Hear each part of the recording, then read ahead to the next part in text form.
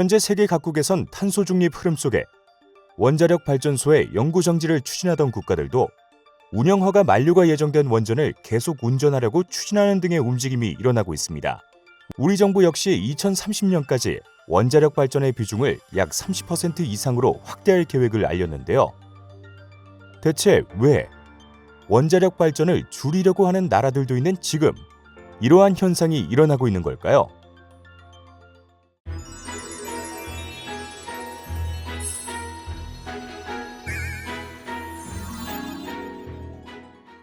원자력 발전은 원자핵이 변하는 과정에서 일어나는 에너지를 이용해 전기를 생산하는 시설을 말합니다. 현재 세계 33개 국가에서 439개의 원전을 안전하게 운영하고 있고 우리나라는 1978년에 고리 1호기가 상업운전을 시작하여 현재 25개의 원전을 가동하고 있습니다. 그렇게 우리나라 원자력 에너지는 대한민국 전력 총생산량의 29.6%를 책임지고 있는데요. 세계적으로 글로벌 탄소 중립 추세가 지속되고 코로나 봉쇄가 풀리면서 러시아, 우크라이나 사태까지 더해지자 글로벌 에너지 공급망은 점점 더 불안해지는 상황입니다. 그런데 대한민국은 현재 화석연료 수입 의존도가 약 80%나 된다고 하는데요. 이제 우린 언제 끝날지 모르는 에너지 부족에 대비하고 친환경 에너지를 찾는 것이 굉장히 중요한 때입니다. UN 유럽경제위원회 2021년도 자료를 보면 풍력, 수력, 태양광, LNG, 석탄의 전력 생산 방식보다 원자력 발전의 온실가스 배출량이 가장 작은 것을 알 수 있습니다.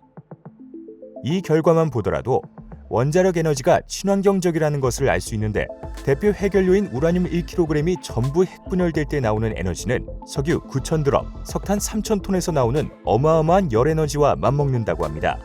또 전기 출력 1000메가와트를 만들기 위해서는 발전소 기준으로 원자력 발전소는 연간 27톤의 사용 후 해결료가 발생하는 반면 석탄 화력 발전소는 석탄재만 40만 톤이 발생하니 사용 후에 나오는 부산물을 단순 비교만 하더라도 대략 1만 5천 배나 차이가 납니다.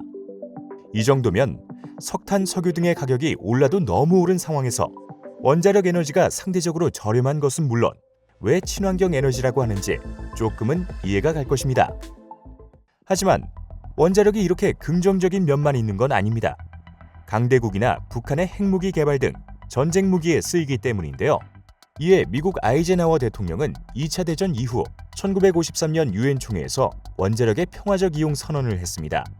유엔 후원하에 국제기구를 창설하고 핵물질은 저장하고 보호하며 에너지로의 발전을 증진시키자는 내용이었는데요. 그 평화적인 이용 중에 하나가 바로 원자력을 이용한 전력 생산, 즉 원자력 발전입니다. 하지만 원자력 발전은 이후에 발생하는 사용 후 해결료의 운영, 관리, 처분이 필요합니다. 이것이 우리 모두가 꼭 관심을 가져야 할 부분인데요. 그래서 오늘 사용 후 해결료에 대한 궁금증 몇 가지를 풀어보겠습니다. 먼저, 사용 후 해결료는 무엇을 말하는 걸까요? 원자력 발전의 주 원료인 해결료는 원자로에서 약 5년간 사용하면 새로운 연료로 바꿔줘야 하는데 이때 교체되어 나온 우라늄 해결료가 바로 사용 후 해결료입니다. 이것은 높은 열과 방사능을 가지고 있기 때문에 안전을 위해서 특별 관리를 해줘야 하는데요. 그렇다면 대체 얼마나 위험하기에 특별 관리까지 해야 하는 걸까요? 사실 우리가 의료기기에도 원자력 발전에도 방사능 물질을 쓰고는 있지만 이것이 사람이나 동식물에게 기준치 이상 피폭되면 치명적일 수 있습니다. 그래서 안전관리가 매우 중요한데요.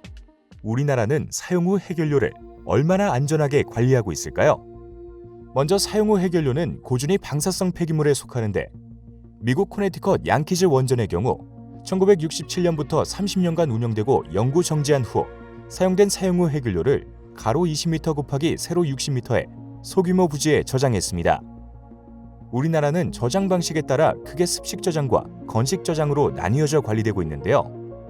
먼저 습식 저장 시설은 우리나라 모든 원전에 설치되어 있고 사용 후 해결료를 붕소가 섞인 물이 담긴 수조에 일정 기간 보관해 열과 방사능을 감소시키는 방식입니다.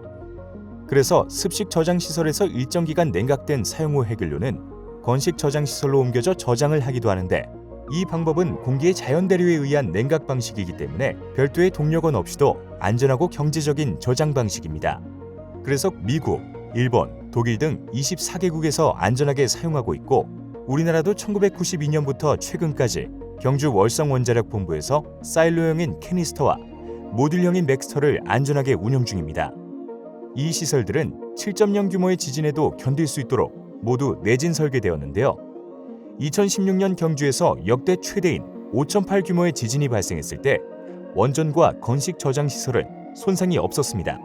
2011년 일본 후쿠시마 원전 사고 때에도 원전 부진에 건식 저장 시설이 해안가에 있었지만 지진 및 쓰나미로 인한 손상이 전혀 없었는데요.